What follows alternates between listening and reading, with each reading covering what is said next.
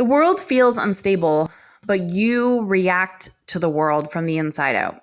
So parenting feels heavier. That's because you're holding something that's not yours to carry. And you've become an energy hoarder and you don't know how to declutter your energy. You don't know how to manage it. And I would ask you, why? What I've noticed in my work, especially when it comes to parenting, is the world feels unstable and everything can feel heavier because we're carrying it because we're trying to protect people from things that they should be holding themselves so that they can have their own spiritual journey.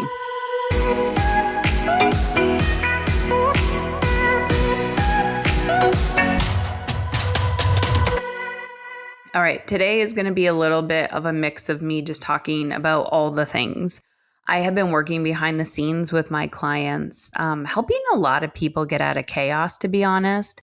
I have a lot of business owners who are having cash flow management challenges and lead generation challenges. And so we've been coming in and really supporting businesses and helping them stabilize their income. But what I'm noticing is this bigger addiction in leadership to fixing themselves instead of learning the core foundational skill of energy management. And so I will say this will be the hill that I die on, is energy management will save your life, because it is not about time management. And it's not necessarily a new strategy that you need to quote unquote solve your problem. It is a bigger picture at play. And we're living in a time where the world is changing rapidly at such a pace that the average human does not evolve that quickly. And so what I'm observing and seeing is that the people who have a low tolerance to change are having a very, very difficult time pivoting. And their nervous systems can't handle it, and their business models cannot handle it. And because the structure and foundation of their business model was not built on 2026, it is identifying the skill gap in the leadership. And 9 out of 10 times, those skill gaps are not something that you can learn overnight. And so this is why I'm a huge, huge fan of energy management and learning how to identify where your energy leaks are and how to heal them, how to clean them up. Because if you don't learn this, it is going to affect your career. And so some people come in and they will say to me, Heather, I'm in a career transition, or it feels shaky at work, or I don't want to keep doing this work and I don't know what else to do, but they don't know how to monetize their skill. They don't know how to sell their value to other people. They can't identify in the market where their value proposition is and then communicate that value and close the deal. And so that is a skill. And we teach you that skill inside of my coaching. But in order to do that, you have to attain the actual skill. And that is an energy management strategy. Anyways, we're going to dive into today's episode. But if you're like, I need some Heather in my life, then just book a free call with my team.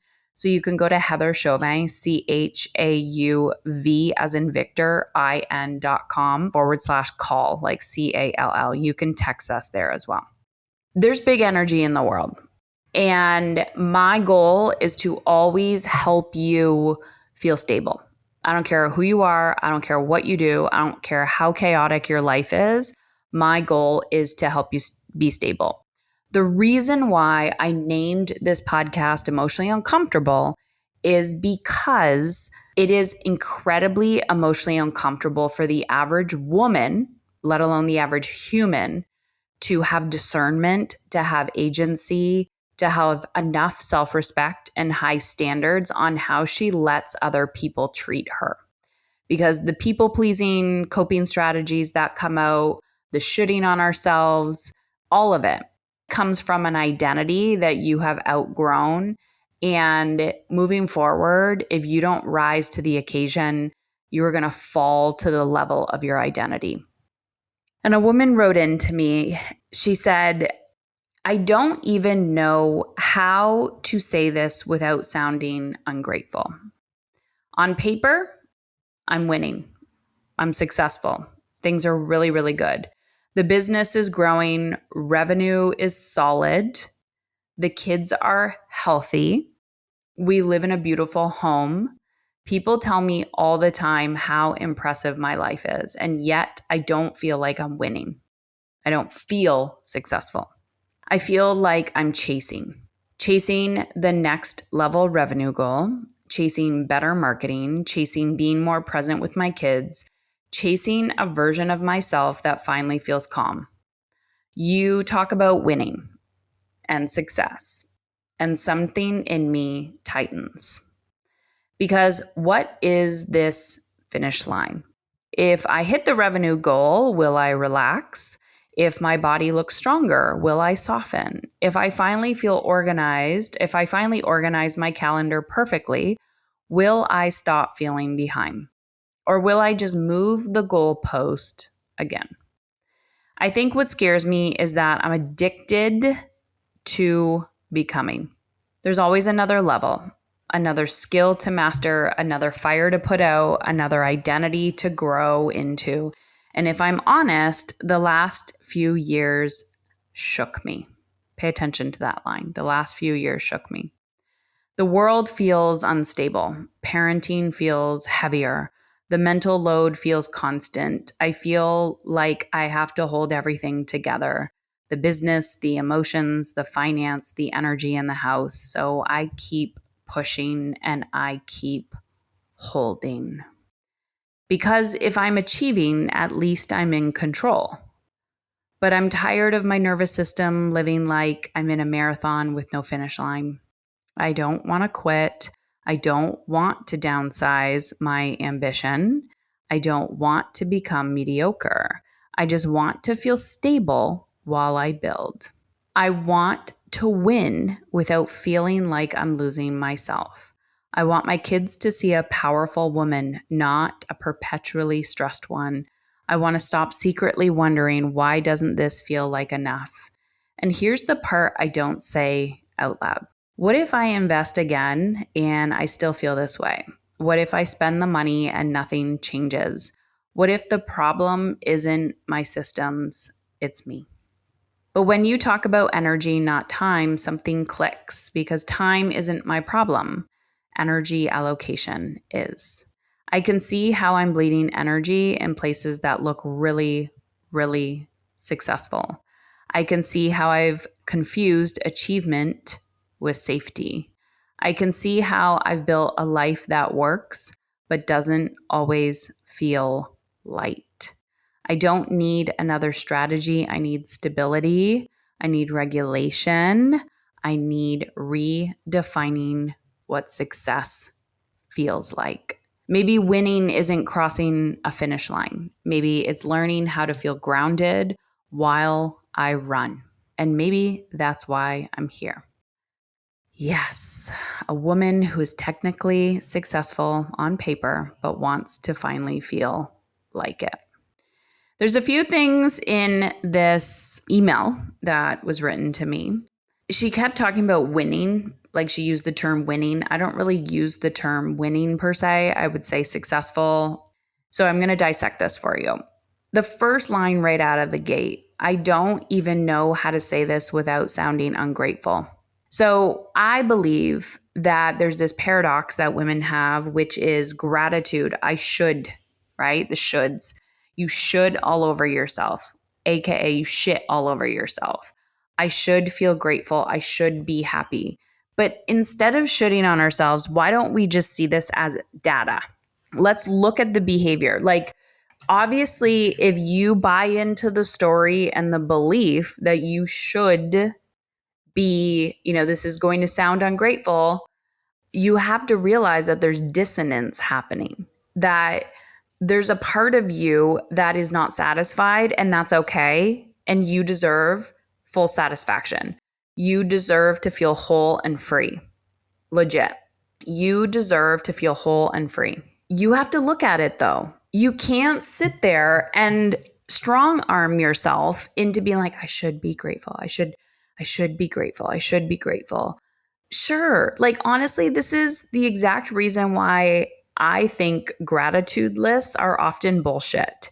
If you are using a gratitude list to strong arm yourself into gratitude versus just observing how beautiful your life is, but if you're like, I should be grateful, I should be grateful, you're not listening to the parts of you that are screaming for your attention. You are masking your feelings. And how much money is in your bank account or how good your life looks on the outside literally has nothing to do with life satisfaction. And along the way, somebody told you that it does. And I think a lot of people are really starting to unlearn that. So that's number one. So everything's growing, she says, right? The business is growing, revenue is solid. Okay. So if she's identified revenue is solid, business is growing, the kids are healthy. So check, check, check. Meaning she has all of the defining factors of what we've perceived as success culturally: the house, the kids, the car, revenue. And then she says, I don't feel like I'm winning. And it's like, okay, great. What race are you running? But even that, your feelings and your goals are two different things. And identifying that alone can be a game changer. More money is not going to make you happy. More achievements are not going to make you happy. Another, Academy Award is not going to make you happy. It will be a quick hit. It's so cliche what they say of like, enjoy the journey. How do you want to feel in every moment and every second of the day? I feel like I'm chasing the next revenue goal, chasing. So when someone uses the term chasing, what that's telling me is they're running after something instead of returning home to themselves.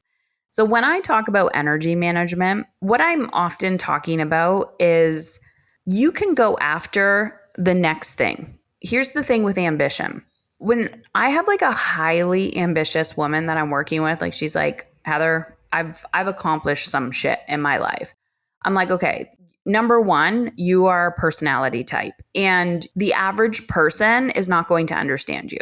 So from one very ambitious person to another very ambitious person, don't take advice from somebody's life you don't want, period. Most of the people around you, and it may be your partner, it may be your friends, they're not living the life that you want to live. So you need to stop listening to them. And sure, it does get lonely at the top, but the reality here is that this identity that got you here is starting to break down. It's not working for you anymore.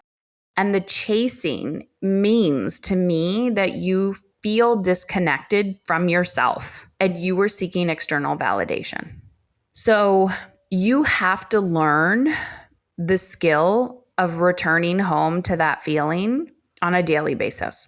And that feeling, you have to understand which of the 4 types of energy management, mental, physical, emotional, and spiritual, do you need to manage? So it sounds like, based on her story, that a lot of the physical energy management has been at play. She sounds like a very strategic person. So there's solid, there's like solid revenue, So besides her physical body probably reacting, there's not a lot of strategy work that is needed on her behalf. So a lot of the chasing is probably going to mean that she needs to manage her spiritual energy, her mental, and her emotional energy. And when she can master those 3, which she's already mastered some of the physical and financial. So here's my point. If you can master managing your energy, you won't feel that energy of chasing anymore. And then I want to go down to something. She said something about if I'm honest, the last few years shook me. I've noticed this big time with my clients, the after effect. Their nervous systems kind of got stuck in a weird state. A lot of life transition happened to us in 2020. Everyone has a very different story about what that looked like for them. And I think now what we're experiencing is the aftermath of that. And if you were fine in 2020, I guarantee you there's people around you that weren't, and you are now experiencing that. And there's the ripple effect of that, right? When we have unregulated, ungrounded, uncentered, unfocused, unenergy managed leaders, and the world is shooken up. There's a lot of chaos. And learning to be calm in the chaos is a skill. So when you say to me, if I'm honest, the last few years shook me, you're still, right, living the aftermath of the shaking. And there is so much grief and trauma with that. And I think we have wildly, wildly underestimated how we feel as humans and what that impact had on us. And the longer we wait, the worse it's going to get. And I've said this to many, many people that I wouldn't be surprised. I mean, it's already known statistically how like disease continuously rises. And I'm like, the root cause is a lot of stress management. And sure, it's, food quality and all of that, but people do not know how to regulate their stress. It just becomes catastrophic until they step out of the rat race and say, I'm done. I am now going to reverse engineer how I want to feel, enter Heather, because it's not sustainable. And if you know it's not sustainable, you have to stop the train. You have to. And it's very, very difficult to stop that current. No, it's not hard. It's emotionally uncomfortable because you will have to stop deading your tracks. And when you stop deading your tracks, that is where the magic unfolds and continues. Okay. And then she says, I think what scares me is my addiction to becoming. And I'm going to say, I don't agree with this. I don't think that scares you, your addiction to becoming. I don't actually think you have yet become the person that you want. I think you are addicted to fixing yourself. I think there's a part of you that thinks you're broken. And I don't think you're addicted to becoming at all. You might not even be scared. I don't even think you're scared. I think you don't know how to cope when you feel out of control and it is all consuming for you. And the quicker you get honest with yourself that this is not something that you can control necessarily. This is something that you manage, that you co-create with. The quicker you will stop trying to fix yourself and you will surrender. And surrender is a huge, huge part of this process that I've said this many, many times, and I'll say it again. I remember once I was learning how to surf with a friend, and he said to me, I don't know, we were in like Nicaragua or something, like one of my best friends from high school. And he said to me, Heather, one of the most peaceful places is at the bottom of the ocean. And I was like, what the fuck? Why would the bottom of the ocean be peaceful? And I'm like, that sounds traumatizing and scary. And that was the whole point. He's like, if a wave comes and it takes you out, do not fight it. Surrender to it. Let it wash over you. You will sink to the bottom and then you will rise back up. And do not panic. Do not panic. Just simply allow nature to run its course. And if you panic, you will drown. But give it a moment. You might be uncomfortable, but let the wave wash over you and allow yourself to rise back up to the surface. And sure, swim to the surface. But the point he was trying to make was surrender. Surrender. The world feels unstable, but you react to the world from the inside out. So parenting feels heavier. That's because you're holding something that's not yours to carry. And you've become an energy hoarder and you don't know how to declutter your energy. You don't know how to manage it. And I would ask you, why? What I've noticed in my work, especially when it comes to parenting, is the world feels unstable and everything can feel heavier because we're carrying it, because we're trying to protect people from things that they should be holding themselves so that they can have their own spiritual journey. And I know as a mother of 3, especially one that has, flew the nest, watching him navigate the world and be 100% financially responsible for paying his own bills and watching him navigate that and falling and getting back up. And I did not have Uber Eats at my fingertips. I did not, have access to Starbucks. and the clothing and all the things that, kids do these days. And we're not teaching them financial literacy skills, and our culture is not anyways. And that's our job. It's our job to lead. It's our job to become the adult and acquire the skills that we want our kids to acquire, because, the world feels unstable. Yeah, I totally get it. Parenting feels heavy. Yeah, I totally get it. The mental load feels constant. I feel like I have to hold everything together, but nobody told you to do that. That was a job that you did unconsciously, and we're asking you to put it down, and you're not putting it down. You're picking it back up. And so nobody can help you if you're hoarding everything. Nobody can open the door for you if you refuse to ask for help. Nobody can make you a meal if you refuse to communicate what you actually need. And so we love to act like victims of our lives, and the world feels unstable. Yeah, it is fucking unstable as shit. And you know what? You can also walk down the street and probably have a really, really good conversation with a stranger if you tried. You could probably go to a local coffee shop and just smile, buy the person behind you their coffee and a cookie, and just say, I hope you have a beautiful day. And you can create a more stable world. And honestly, that's literally what the world needs right now, is one little moment of connection at a time. I could go on. And her statement also said, because if I'm achieving, at least I'm controlling. Yeah, no shit. And it's scary to not feel in control. It's scary to be in control of everything to avoid feeling your feelings. And I think a lot of people wildly underestimate how much of their suffering is caused by control, and control is caused by their lack of wanting to feel their feelings. Because if you trusted your team, if you trusted your people and you co-created with them, if you trusted your kids, if you trusted your partner, and what I mean by that, obviously this is general, I'm putting this out there and I don't know your personal circumstance, but if you just trusted people a little bit more and they knew you trusted them, you would have more time. You would have more time, you would have more energy, and you could return home to yourself. So my question back to you is, if you're tired of your nervous system living like you're running a marathon with no finish line, are you willing to opt out of the race? If you're tired of your nervous system living like it's running a marathon with no finish line, are you willing to opt out of the race? And I don't suggest you quit. You say, I don't want to quit. I don't want to downsize my ambition. I don't want to become mediocre. Great, don't.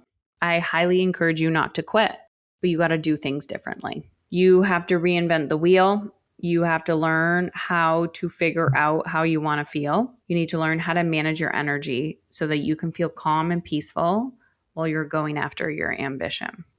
That's what I got for you today. I can ramble forever and ever and ever. And you don't need another fucking strategy. You need skills. You need energy management skills. This is the hill I'm going to die on, ladies. You need to feel safe in stability. You need to feel safe feeling calm. And you need to feel safe as your new definition of success. So that's what I got for you. Love you, love you, love you. If you're like, heck, she was talking to me and any of this feels in alignment, go book an energy assessment. It's literally 15 minutes. It's complimentary. You can go to Heather Chauvin, CHAUVIN, V as in Victor, IN.com/call, CALL. And I just love you to pieces. You can also send me a message on Instagram. Find me at Heather Chauvin, and we'll chat soon. Adios.